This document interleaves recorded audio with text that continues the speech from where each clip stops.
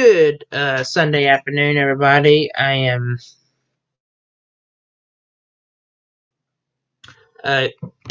Vice Forecaster JD Rapp with you in the Breaking Weather Center.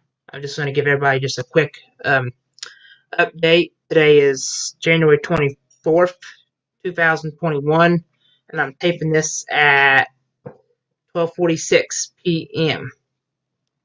So right now, we're discussing that potentially for storms tonight. This will include down here in the Louisiana, down here in Texas, Missouri, parts of Missouri, Arkansas. They're in the low end threat for severe thunderstorms. I mean, the main risk would be damaging winds today and some hail. But hail looks like the biggest thing out of this storm system today. It's going to look like more as hail because you got more of but typically updrafts sometimes to get some hail going, and that's what we have.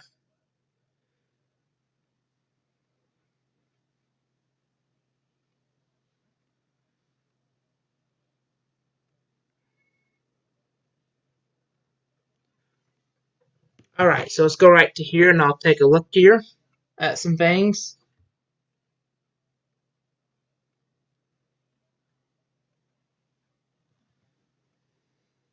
So, alright, so here's our risk for severe weather we got. Tornado risk today is about 2%. That doesn't mean, that means we could have a tornado in 25 miles a point. That's what that means for tornado. So I'll let you zoom in so you can see it. It's 2% of seeing a tornado. So also we have a risk for hail. Damaging wind gusts has increased since the first update this morning. Now we're concerned if we can get some storms that can even do some downdraft winds that come down to the surface. So definitely that's still a possibility of damaging winds and these storms. So we have to watch that. And let's see, and you can see it includes Texas down here in and see some places in that low threat, but the 15% means we can see damaging winds in 25 miles a point. That's what that means.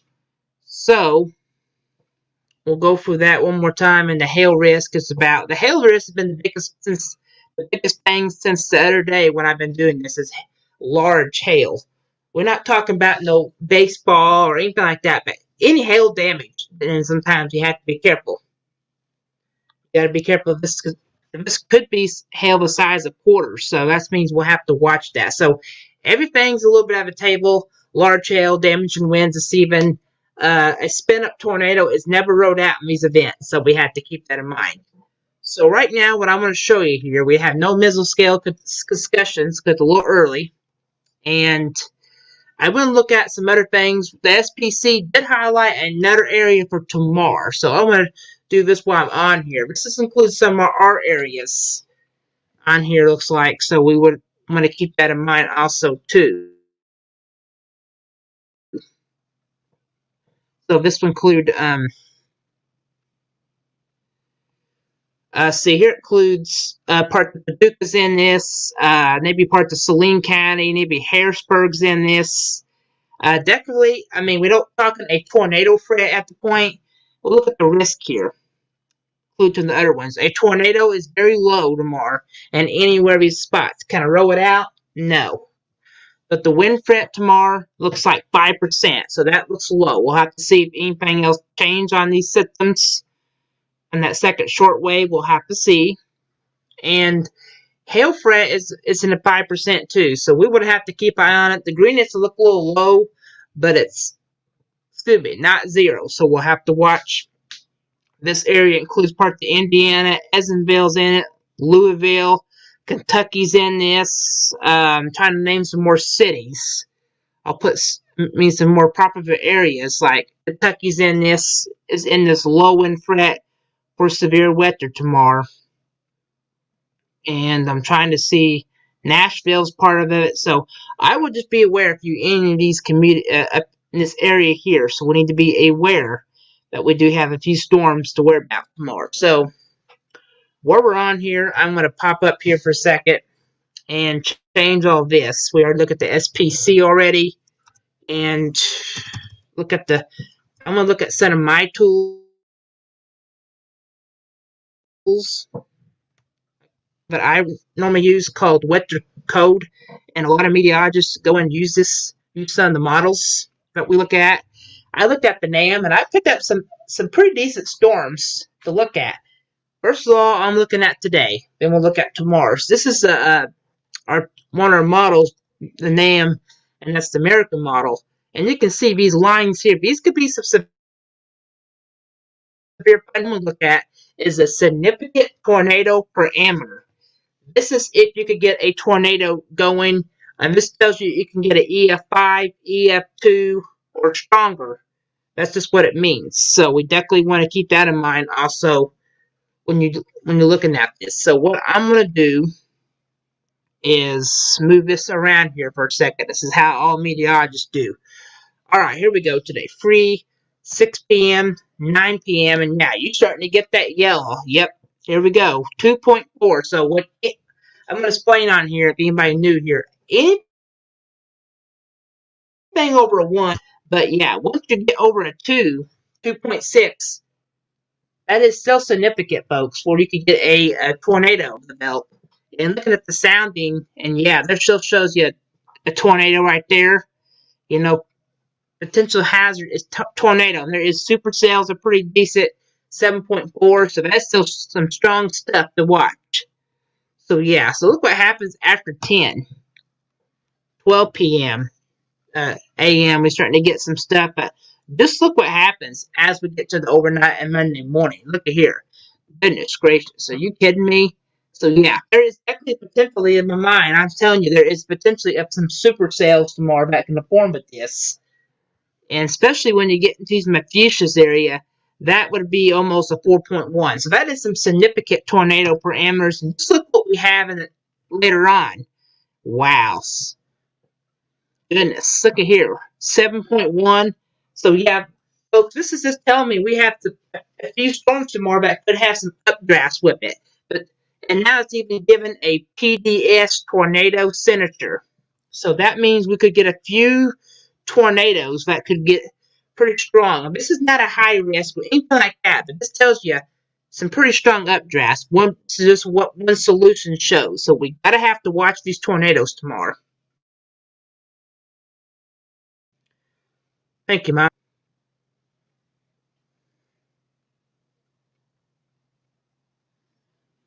So what we're going to do is try to send some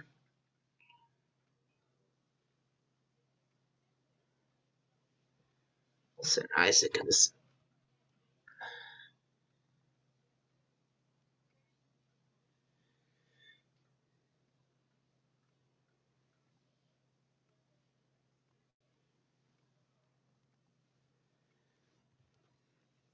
Just hold on a second. I gotta do something here a minute.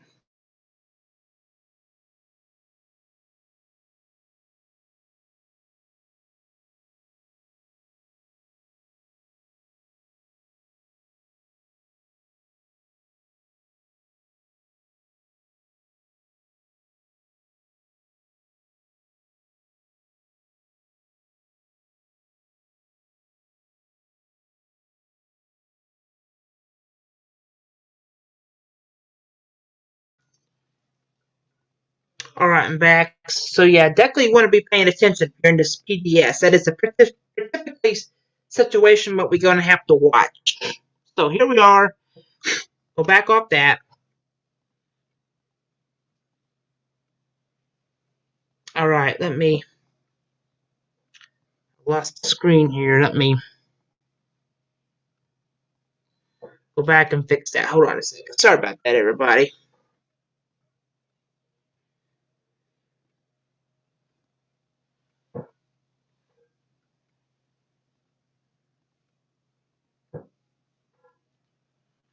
Alright. It's just Alright, I'm back where I'm at. I just hit the close out button. Sorry about that. Alright. So we'll pull up significant tornado parameters again. and this is what we still continue to see. Just watch it at midnight. This is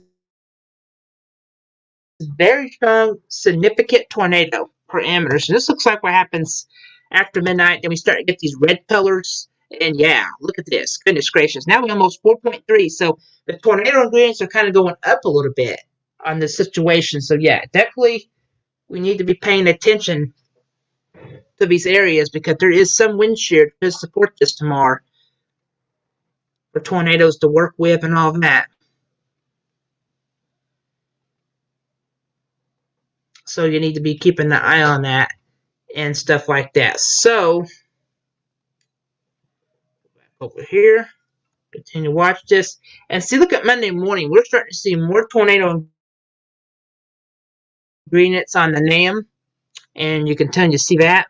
And I see stuff in the afternoon, so we may not be done. If this model shows what we are, there is typically storms that could get some rotation tomorrow. It looks like that just tells you there is plenty of shear down here to support this. So then here's Tuesday, and here's into a Tuesday afternoon, and we still can't get rid of these yells. Anytime you have anything over 1 is pretty strong. And going through the rest of the week, we firing that back with some more significant tornado parameters over 1. We'll take a look at that real quick. We gotta get through this one event before we move to something different. And I'm just checking here on soundings. Includes tornadoes ingredients, so we need to be watching that. And there's going to be more activity for that. So definitely, one more tool we'll look at is Supercell Composite. This is what brings your tornadoes. And yeah, look at that. Goodness gracious, folks. Look at here. Almost a 14. So yeah, we're about almost maxed out. So I'll tell you why. Just look at the 15 down there. And I'll pull up on the scale. Just look at the 15 down here. We're about maxed out, where this storm can't take anything else. So once you get over the 15, you're maxed out a lot. This is pretty significant. So yeah, there's definitely in my mind tomorrow, but we could see rotating thunderstorms that could develop. I could just tell you that. We definitely have storms that can rotate tomorrow. So what I'm going to do is go back to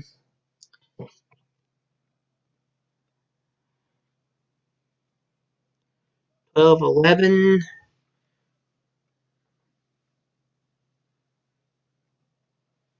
And you can see here's some more activity at 9. Just starting to get some more in the morning, 7. So this looks like it's going to be a long even.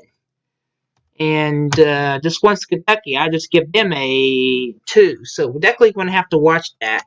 And speaking of Kentucky, well, we'll go back to that in a second. I'm going to look at some stuff in Southern Illinois because everybody wants to know on this page. And I'll move in. I just think there's going to be that opportunity of a few storms tomorrow. And I'll look at their tornado index for down in for the area highlighted. What I've been looking at from the last couple model runs is maybe a 1. At least down in Tennessee County, I give them 1.1. Just don't see really much ingredients for that. So we'll continue to keep that in mind as model runs continue. I can look at the HER model. This is the 18Z. It hasn't came out yet. We'll have to wait on that. So anybody in the Texas area, Oklahoma area, what I have to say is please have a way to receive warnings. That's the best thing to do. Hold on a second.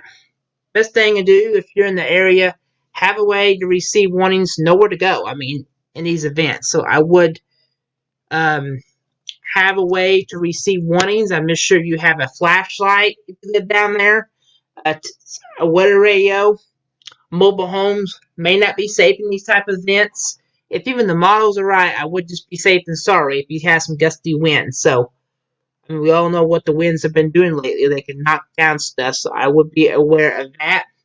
Make sure you have a crank-up weather radio, a backup plan in case you got to go somewhere in the night. I mean, a mobile home's not going to be safe in these type of events, so just be mindful of that. So that's all I want to say right now on the weather. We'll continue to keep you updated on these storms.